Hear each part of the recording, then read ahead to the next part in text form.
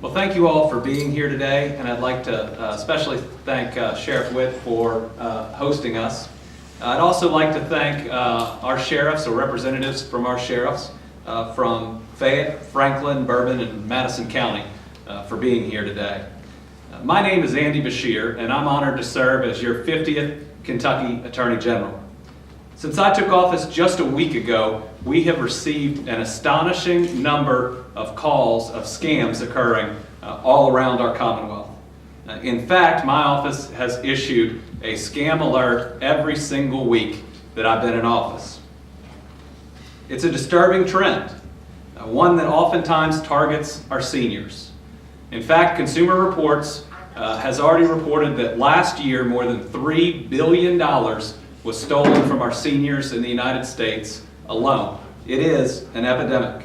But we are here today to try to raise awareness for a particular scam that I find offensive. Our Kentucky sheriffs are the first line of defense in the protection of our citizens. They are the front line on our war on drugs. They put their lives and their deputies' lives on the line every single day to better protect my family and yours. So when bad people use their good name to scam Kentuckians, I find that offensive. Over the last month, my office and many sheriff's offices have received reports of phone calls from con artists that claim to be sheriff deputies who can help citizens get out of federal warrants that they didn't know they had and they don't have for a price. Sheriffs in Madison, Clark, Fayette, Franklin, and other counties have had recent reports of these calls, and they're spreading to different counties across the Commonwealth every single day. Today, I stand here with members of the Sheriff's Association to make sure our citizens know that a sheriff or sheriff deputy would never call you about a federal warrant and would never ask you for money over the phone. If you get one of these calls, hang up and report it, either to your local sheriff's office or to our Office of Consumer Protection. Our number is 888-432-9257. And as you can see here today, we will be closely coordinating with our hardworking sheriffs who I so respect all around the Commonwealth. It's my job as a people's lawyer to do everything in my power to prevent our Kentuckians by being victimized by scam artists, especially those pretending to be our law enforcement. I'd like to invite Fayette County Sheriff Kathy Witt, who's been addressing this issue very successfully here in Lexington, to give some of her thoughts about how her team is handling this scam, to be followed by Sheriff Milton from Franklin County. Thank you. Thank you, Sheriff. It's really an honor today to have our Attorney General, our top cop in the Commonwealth, be with us today in our fight to better protect our citizens. And although the Office of the Fayette County Sheriff has worked diligently with this effort over the last probably 12 to 14 months, and we've made tremendous progress, today with the Attorney General stepping up to assist us in Fayette County and all the counties in the Commonwealth, that will take us even further. And so we really appreciate your commitment of support and your resources. Our team has done a really good job in raising awareness. We have done a good job in the investigation. We are waiting now for the true identification of these scam artists, and then we will make an arrest. When this first happened 14 months ago, and we got that first call that someone had said that they were a Fayette County deputy sheriff, I was highly offended and insulted on behalf of the men and women who choose to put on that badge every morning, to shine their shoes, to polish their badge, and to wear that uniform to better protect our citizens. And so on their behalf, we went out and diligently investigated this effort. And as more calls came in, we sent our public affairs directors out to all the Krogers, the Walmarts, the pharmacies, and we put up flyers right there where those money doc cards are picked up. We educated clerks and staff at these retail businesses to say if somebody walks up, they're on a cell phone, they're trying to hand you that money card and buy it really quickly, encourage them to get off the phone, and you would be someone that would help prevent that crime. And although in Fayette County we did have a few people who actually gave them money, our retail businesses were really good in helping us recover that money for our citizens. So I would be remiss if I didn't also today thank our retail businesses here in Lexington. But Mr. Attorney General, thank you for working with us. Thank and you. Thank you for better protecting our citizens. Thank you, Sheriff. Thank you. General Bashir and Sheriff Witt and other sheriffs and deputies, no deputy sheriff will ever call you and say, you have a warrant. It doesn't happen that way. It never ever happens that way. You'll never get a phone call saying that you missed jury duty. They don't do that. We don't do that ever.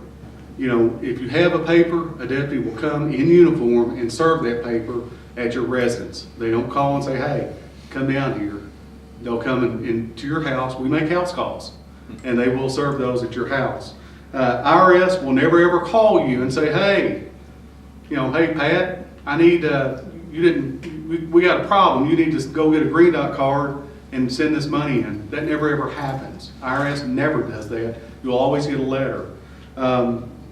It seems that a lot of these scammers are targeting our seniors that are on fixed incomes, and we need to be aware of that. We need to make your parents aware of that. Those of us that have older parents, we need to make them aware, hey, if somebody calls asking for any personal information or anything, any of these above scams that's been listed, say no, hang up on them immediately. They are very aggressive. They use threatening and they try to intimidate older people especially. Just hang up the phone. It's a great opportunity. Please don't fall for these scams. If something appears that it's too good to be true, it probably is. So please warn your parents. Make sure that your older folks are aware of that in your communities, and help us stop the scams across our Commonwealth. And I want to thank General Bashir for the great work and working with his staff and helping us achieve this across our Commonwealth. So we want to close by thanking you all for being here today. It is critical that we get the word out to as many people as we can across the Commonwealth to make sure that people can't use the perceived authority of our sheriffs who do such good work to scare and to threaten our people into being scammed out of their money. I so appreciate all of our sheriffs and representatives from sheriff's offices for being here today. As you can see, we're all in this together. I think we can take a few questions if you all have them.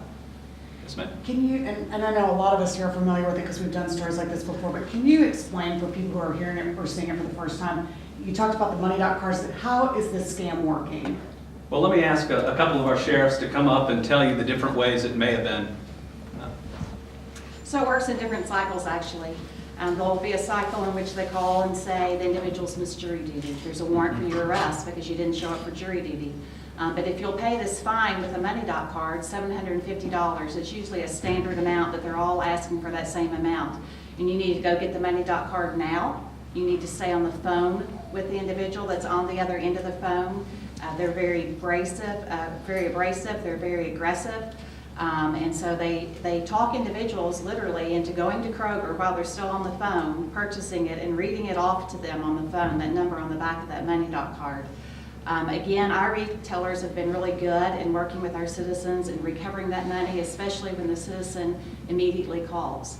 After it happens a few times that individuals actually gave that money, they realized, something is not right, and they would call our office and we would work with that retailer. And most every time we were able to recover that money for them. Other times they'll say they're from the IRS. You didn't pay your income tax. If you don't pay now, that's the thing. If you don't pay now, you're going to jail. We have individuals who have been afraid because they say the caller says, we're on our way to arrest you. So we have seniors who have called and they are afraid.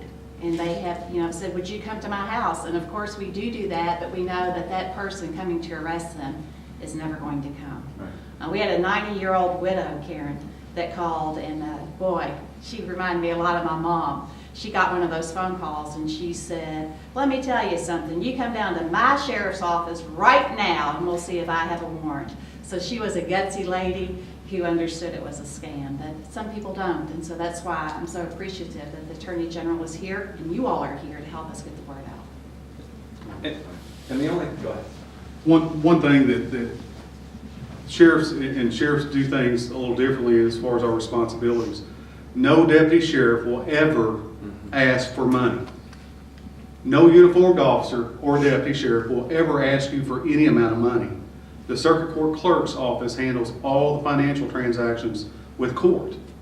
So that's a big key. If any uniformed officer or deputy ever asks for any money, that's inappropriate.